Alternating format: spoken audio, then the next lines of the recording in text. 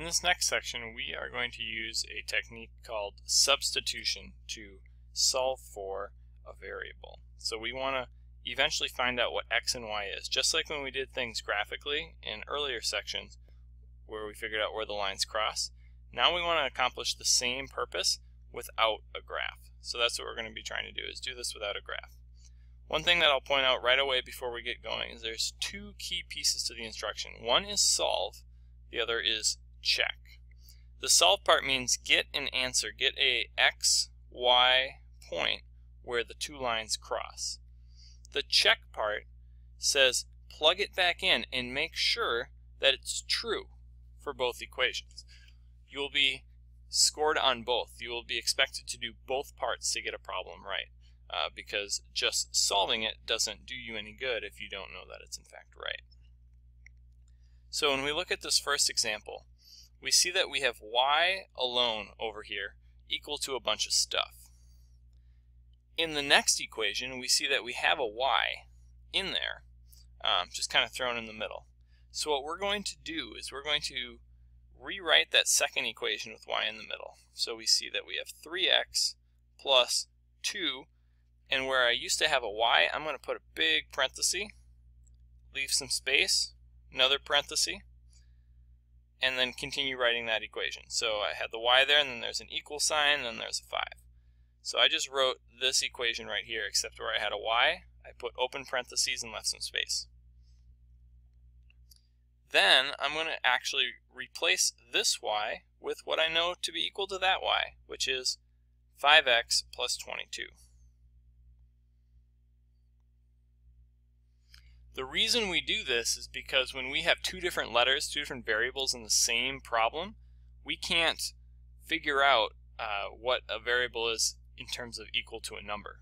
We can just say it's equal to something with x in it, for example. But when you have only a single variable, if you look at this new equation that we have only x's in it. There's no y's present in the numbers. So we can get x all alone by itself on one side of this equation, and then a number on the other, so we can figure out essentially what the answer is for x. Now when we have something like this, the parentheses are saying we're actually going to multiply that 2 by every set of things in that parenthesis, every chunk or every term. So that's the first thing we want to do, is get rid of those parentheses by taking that 2 times the first chunk or term, which is 5x, and taking that 2 times the next chunk or term, which is 22. So let's rewrite this whole thing here. We have our 3x that just carried down, plus, now we have 2 times 5x, so 2 times 5 is 10, and the x just comes along for the ride. We have 2 times 22, and you can do that in your head or in your calculator. You're going to get 44. So 2 times 22 is 44. We've used up all of our distributing here, and then we just have our equal sign and 5. And now we're just going to start collecting our like terms and going for the answer. So 3x plus 10x is going to be 13x, since terms with x can be combined together. And then we have our number terms, our constants. We want to keep x on one side and get the other terms, the numbers, to the other side. And so I'm going to subtract a 44 from both sides. I'm going to add a negative 44 to both sides. And when I add a negative 44, these two are going to add up to 0. So leaving me with just 13x over here. And on this side I have 5 plus a negative 44. If I punch that in, I'm going to get a negative 39. And then the last step, I want to get x alone. I don't want to get anything off this side. I just want to remove the x, or remove that 13. And since 13 is being multiplied by x, it is connected to that x through multiplication, I use division to undo that. And that looks like a fraction. So I have x is equal to, in this case, negative 39 divided by 13. Don't lose your negative. It's going to be a negative 3. So I'm only a little ways into this problem. There's actually quite a few steps remaining. That was the hardest part, was figuring out what x is. The nice thing is since y is set up here all alone, it says y is equal to something in terms of x, we can now figure out our y by plugging what we have back in to that other equation. If you run out of space as we're doing these problems, grab a separate sheet of paper and use that extra space, because you'll want to show all your work as well as you can. So I'm going to say y is equal to 5x plus 22, but we know what x is. X is negative 3. So I'm going to write this equation right here. Y equals 5x plus 22, but y equals 5x plus 22. And again, like before, when we're distributing, we see those parentheses, it's a multiplication, and there's only one thing inside, so 5 times the negative 3 is going to be y equals negative 15 plus 22. And then the last part of that, we're going to add this up, and we're going to say y is equal to negative 15 plus 22 is positive 7. So our solution then, if we're going to be writing a solution, it is going to be the x-coordinate negative 3, comma, the y-coordinate 7. And this right here is our solution. The check part says let's plug it in and make sure it still works. Now since we used this top equation here to get y, I'm actually not going to check it in that one. I want to do my check in the second equation here. I want to check it in here and make sure it still works there, because the first one should still work. So what I'm going to do is I'm going to plug in my new solution here. And 3x would be 3 times negative 3, because we said x is negative 3, plus 2y, and we said y is 7, because that's what we solved down here. So 3 times negative 3 plus 2 times 7 equals 5. That's what this equation says. Well, 3 times negative 3 is going to be negative 9, plus 2 times 7 is going to be 14. And we're saying that should equal 5. Well, negative 9 plus 14 is 5. So it works. So checked, smiley face, whatever it is that you need to put in there to celebrate the fact that you just got this one totally right.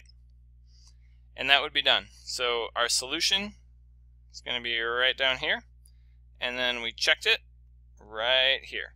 When you check it, you always want to use the equation that you didn't use to solve for y. So if I use this top one here to solve for y, then I want to use the bottom one here to check it. Let's move on and do one more example. As we start this next problem here, we have an interesting situation. Both of them are solved for y.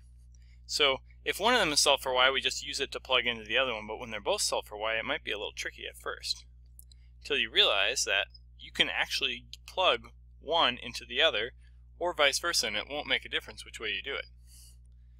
So if we have this y here, we can plug that in, every piece that it's equal to, into that y over there. So let's try that.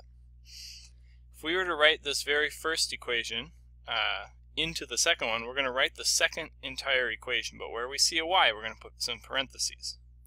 So we're just going to put a big set of parentheses for y equals 8x plus 16. And if you remember from before, inside the parentheses we put in what y is. We know y is negative 4x minus 8.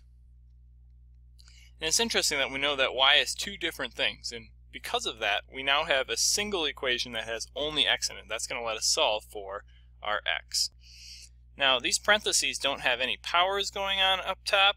They don't have any number out front here. And because of that, we can actually just go ahead and drop these parentheses. We don't need to keep those. So when you don't have anything that is outside the parentheses to be multiplied or any powers applied, you can just drop the parentheses. So now we have this equation, and we can already start to get all of our x's on the same side.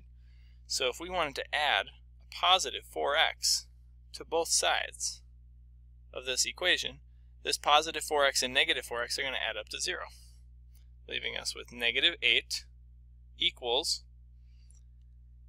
and if we add up our like terms, we have an x term, we have an x term, so 4x plus 8x is 12x. And then we have our plus 16, because that is a constant that doesn't mix with the x terms.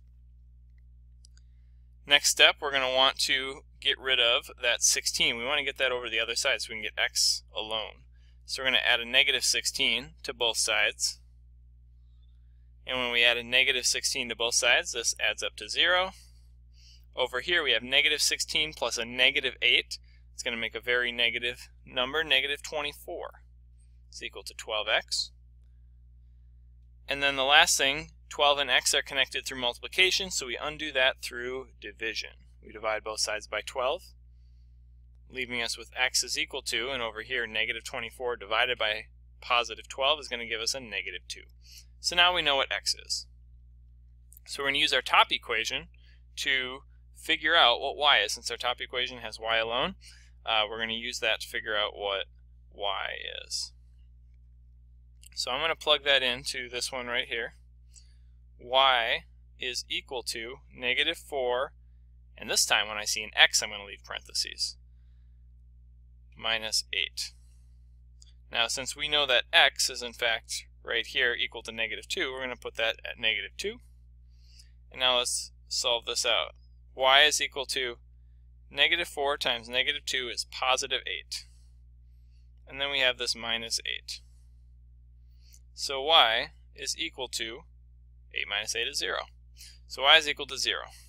So now we have our solution. We have solved the problem. The problem has an x value of negative 2 and a y value of 0. So this is our solution. The last part of this problem is going through that part where we check it to make sure that it in fact actually works. And to do that, we're going to use whatever equation we didn't use to solve for y. So we used that top one before, we're going to use this one as our check. So we're going to say y equals, except we know that y is 0. So we're going to say 0 equals, we're looking at this equation right here again. So where we had a y, we put a 0, equals 8, and this time where we have an x, we have a negative 2. So y equals 8 times negative 2 plus 16. Now we multiply these out. These are being multiplied here. We're going to have 0 equals negative 16 plus 16. And in fact, 0 does equal negative 16 plus 16 because that equals 0 as well. So it does check out. Victory is ours. We get to move on. So we have our solution, we have our check.